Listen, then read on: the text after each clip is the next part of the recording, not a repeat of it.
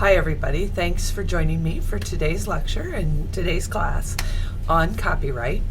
My goal for you today will be kind of twofold. Number one is introduce you to a pedagogical approach that is becoming very, very popular in K-12 schools, especially K-12 schools, and it's called flipped.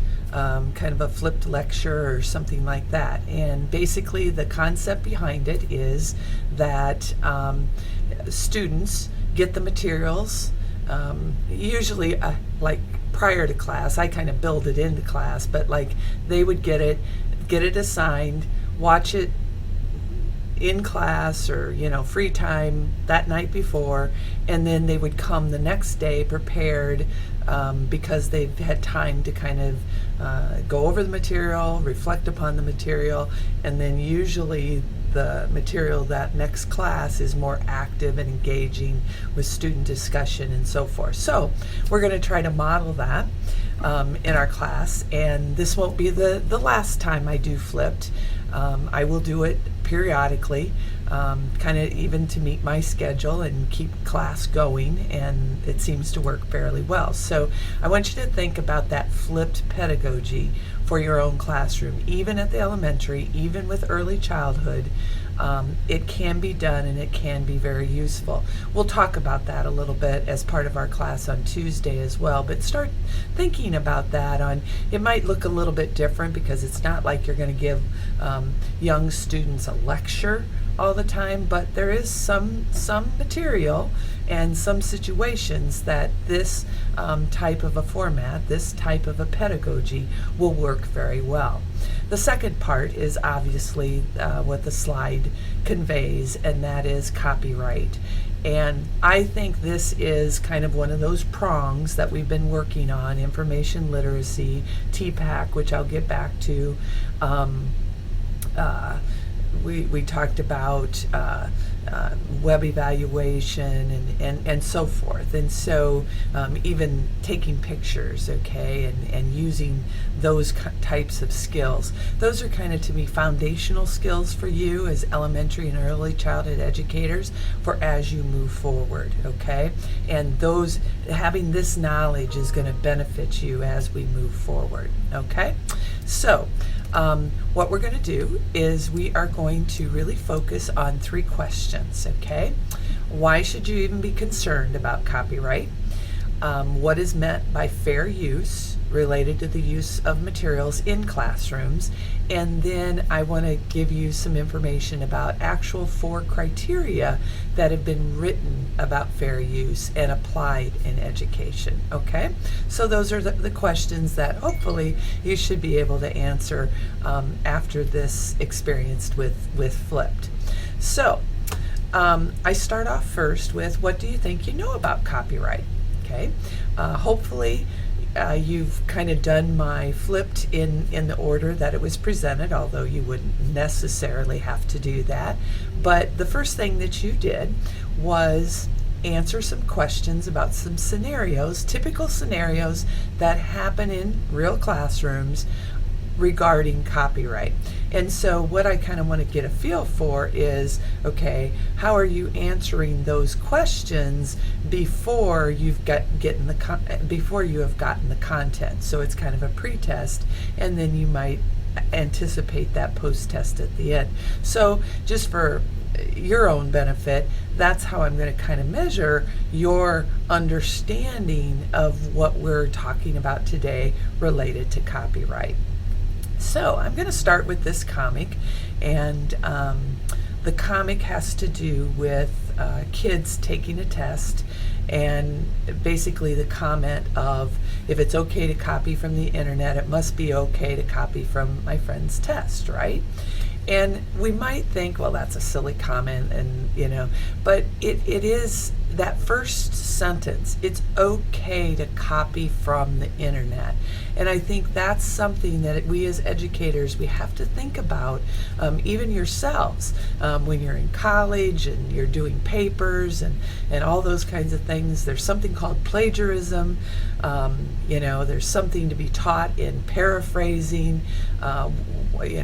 writing what others have said, but then giving them the proper credit for what they have said, all of those kinds of things. I mean, even when you talk about in your reflections for 201, how do you carry that material over so that you're citing it appropriately and giving credit to who should be given the credit. And so I do think what we see in this comic is still something that we really have to think about. And kids are doing strange things because it is easy to copy. It's easier than it used to be. It's a click of a mouse, and those kinds of things. So think about it in terms of that. And even with young students, what I think is, I just think you have a great responsibility, because what you model and what you teach is going to kind of perpetuate as they get older. And so I think that's very, very important. So with that, I want to give you a scenario from an article. And you could search this on the internet if you wanted to, so that you could read the whole article. I didn't make this a required reading, but it is an interesting and short read. It's called "Teachers' Lack of Fair Use in Education Hinders Learning. It sets a bad example." You guys, it is a little dated, right? Now 10 years old, but again, for me, it sets a really good example. It's not like people keep writing about these things very much, so it's hard to find those current articles that you can use today. But I think this is a really, really interesting study, and I think they shed some light on how teachers have approached copyright for years. And so what I pose this to you is, as you move forward and start thinking about copyright, which of these models are you going to reflect in your own classroom? Okay? And so, if I just paraphrase this, the researchers really, when they were researching copyright and what teachers understood about copyright, and as they say here, teachers may not understand the law or may understand it to be unduly restrictive, and that's the truth. Copyright for me, when I look at copyright, I always think of it as the glass half full. I can use it, but I just have to follow the copyright law in order to use it. A lot of educators will think their glass is half full, or half empty, and complain about, oh, I can't use this and I can't use this, so I'm not going to use any of it. Well, when we take that attitude, I think all we hurt our students. Okay, so let's just figure it out right. So what they found out was, they found out three kind of classes of teachers. Teachers who see no evil, and they just refuse to educate themselves about copyright.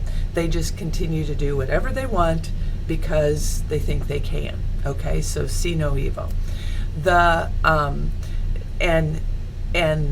what I think is dangerous here is that comment about it can't be wrong if they don't know it's wrong. That might, come back to haunt you a little bit. So you do have to be careful with that. Another one is close the door. So they close the door of that classroom and the walls and do whatever they want within the classroom. So I'm just doing it within the classroom. Nobody will see me do it, so it will be okay. The problem is you have 20 to 25 little ones in that classroom that are watching you do what you do, and they model what you do. So again, with copyright, that's tricky. The third group attempts to hyper comply.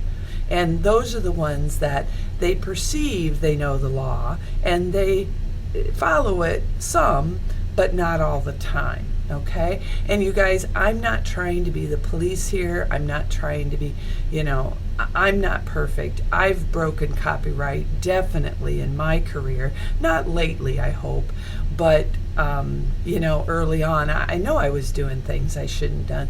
But again, I wasn't prepared in my preparation program to handle this, I don't think.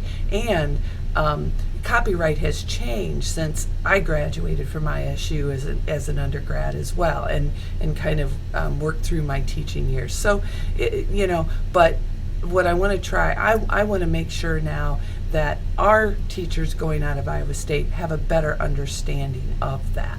Okay? So I'm going to give you 3 really important facts just very, very quickly here, because they're common sense. You guys, why is it important to you?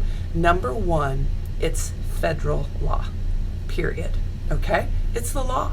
Okay? So, you think about, okay, will I get caught? Who cares? Who's watching me? I'm in my classroom, close the door. But we'll talk about some situations with that. So copyright is federal law. This second one is the one that I kind of own. I just think obeying copyright is an ethical necessity. You guys, I want us at Iowa State to be producing or to be working with ethical educators, okay? And I think copyright is part of being ethical. There's other things along with that, obviously, but it's a piece of that puzzle of ethical approaches to being educators, okay? And then the last one, again, it's common sense. You guys, copyright compliance, you guys, it's really the right thing to do. You're a model for your students on a daily basis, so why don't you do things that are ethically correct? And so, again, that's why we make such a big deal about it in this class, because I just think it's law, it's ethical necessity, and it's the right thing to do, okay? Early lessons on copyright are, I'm not going to go into this very much because your article that you read, hopefully prior before you are watching this, they're subject to ongoing interpretation. The single opinion, just think about this. They talk about that in your article a little bit about the video. Supreme Court in the early 70s basically voted 5-4 to allow video recording, like on your TVs and so forth. Movie makers and everything, they were having fits about that because you're recording my stuff and then you're not going to buy it. So again, I'm not going to go into all that here, but you guys, copyright laws can always be changed, and they're a little gray all the time. And so we'll confine ourselves into into a area where we'll try to do the best we can interpreting the law as it states now, okay? Then know again, they can change at any time, and they've done so frequently in recent years, especially with the new stuff with the digital technologies. It's just changed the game, okay? So note the quote that I have on the bottom of this screen. Copyright law is intended to encourage the progress of science and useful arts. You guys, I think the intention is right, and we'll talk about that. But it's intended to encourage creativity and progress. It's not meant to hinder it. Okay. Good intentions. I'm going to end this part with this quote. And again, that respect for intellectual property. This is where I just think it's an ethical necessity. All educators who deal with technology need to understand the legal and illegal uses of intellectual property if a school hopes to keep free of copyright lawsuits and provide ethical models for students to emulate. That is, I'm not as worried about the lawsuits as I'm more worried about you being an ethical model for students. Okay? Good intentions can result in clouded judgment. Okay, so this concludes part 1. Okay, and so now you can move on to part 2.